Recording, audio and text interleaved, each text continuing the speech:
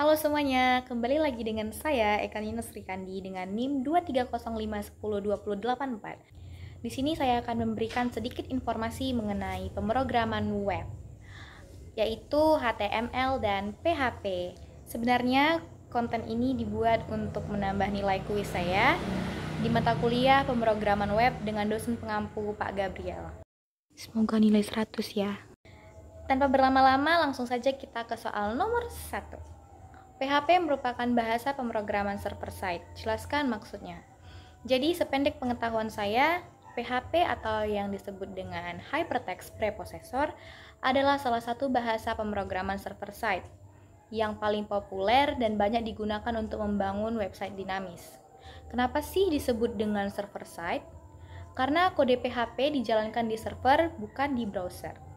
Contoh sederhananya, misalnya Anda memiliki sebuah program formulir login. Ketika Anda mengisi formulir login dan mengklik tombol login, data yang Anda masukkan akan dikirimkan ke server. PHP yang di server akan memverifikasi data tersebut dengan data yang tersimpan di database. Jika data cocok, PHP akan membuat halaman selamat datang, dan jika tidak cocok, PHP akan menampilkan pesan error. Jadi, kesimpulannya PHP adalah bahasa pemrograman yang bekerja di sisi server untuk memproses permintaan dari browser dan menghasilkan konten halaman web yang dinamis. Lanjut ke pertanyaan nomor 2. Apakah HTML merupakan bahasa pemrograman? Berikan jawaban beserta alasan. Jawabannya adalah tidak. HTML lebih tepat disebut sebagai bahasa markup. Bahasa markup digunakan untuk menandai struktur dan konten dari sebuah dokumen. Sedangkan bahasa pemrograman digunakan untuk membuat program yang memiliki logika dan dapat melakukan berbagai tugas. Analoginya, jika kita membandingkan membangun sebuah rumah, HTML adalah blueprint atau denah yang menunjukkan tata letak ruangan. Sedangkan bahasa pemrograman seperti PHP adalah tukang yang membangun rumah sesuai dengan blueprint tersebut. Jadi singkatnya, HTML hanya memberitahu apa yang ada di halaman web, sedangkan bahasa pemrograman seperti PHP memberitahu bagaimana halaman web itu bekerja dan berinteraksi dengan pengguna. Lanjut ke soal yang nomor 3. PHP merupakan bahasa pemrograman yang sensitive case. Apa maksudnya? PHP bersifat case sensitif, artinya PHP membedakan antara huruf besar dan huruf kecil.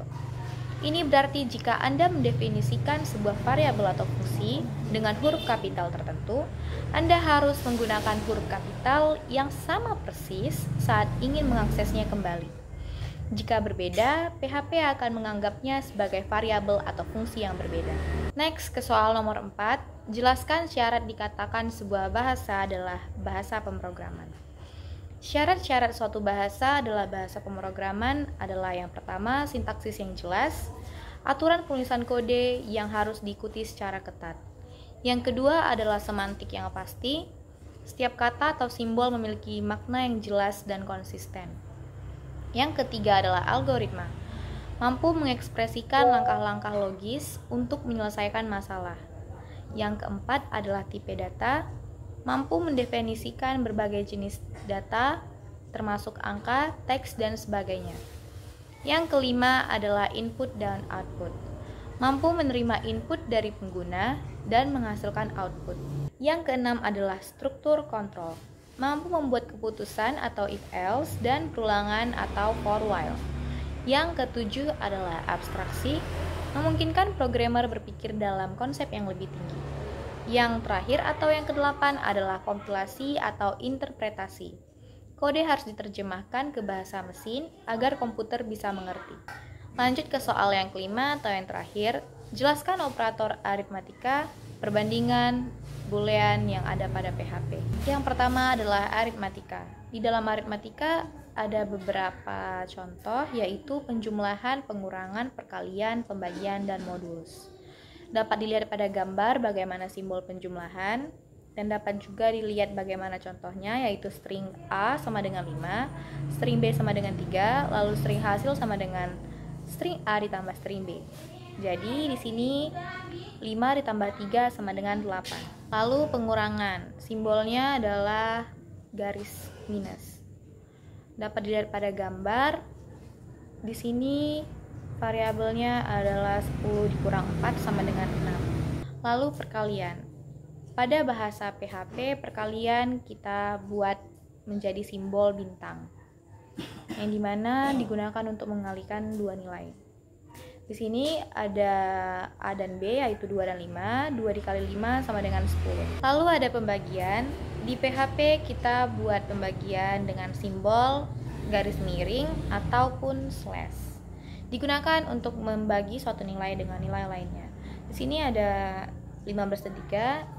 15 dibagi 3, 15 slash 3, hasilnya adalah 5. Contoh dari aritmatika yang terakhir adalah modulus. Simbolnya adalah persen. Digunakan untuk mencari sisa bagi. Dapat dilihat pada contoh 10 modulus 3 adalah 1. Contoh lainnya yang bisa saya berikan agar penonton bisa mudah mengerti bagaimana cara kerja modulus. Misalnya 16 modulus 7. 7 dikali berapa supaya 16? 7 dikali 2 sama dengan 14. 14 ke 16 sisanya berapa? 2. Jadi 16 modulus 7 adalah 2. Yang kedua adalah perbandingan. Contoh perbandingan yang pertama adalah sama dengan. Sama dengan di PHP berbeda dengan sama dengan di matematika. Sama dengan yang kita pakai di PHP itu sama dengannya double 2 kali ya. Jadi sama dengan. Fungsinya memeriksa apakah dua nilai sama. Jadi bisa dilihat pada contoh di layar. String A sama dengan 5, string B sama dengan 5.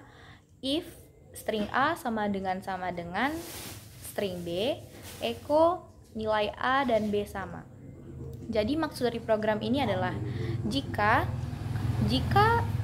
nilai variabel A sama dengan nilai variabel B, maka yang ditampilkan atau hasil outputnya adalah nilai A dan B sama. Yang kedua adalah tidak sama dengan. Kalau yang tadi sama dengan, yang ini adalah tidak sama dengan. Simbolnya adalah tanda seru sama dengan. Oke, jadi fungsinya adalah memeriksa apakah dua nilai tidak sama. Contohnya, string A sama dengan 5, string B sama dengan 3. If string A tidak sama dengan string B, echo nilai A dan B tidak sama. Jadi maksud dari program ini adalah jika nilai variabel A, yaitu 5, tidak sama dengan nilai variabel B atau 3, maka hasil yang ditampilkan kepada pengguna adalah nilai A dan B tidak sama. Contoh ketiga adalah lebih besar dari. Ini sama seperti matematika biasa, simbolnya adalah seperti ini. Fungsinya adalah memeriksa apakah nilai sebelah kiri lebih dari nilai sebelah kanan. Jadi bisa dilihat pada gambar, string A sama dengan 10, string B sama dengan 5.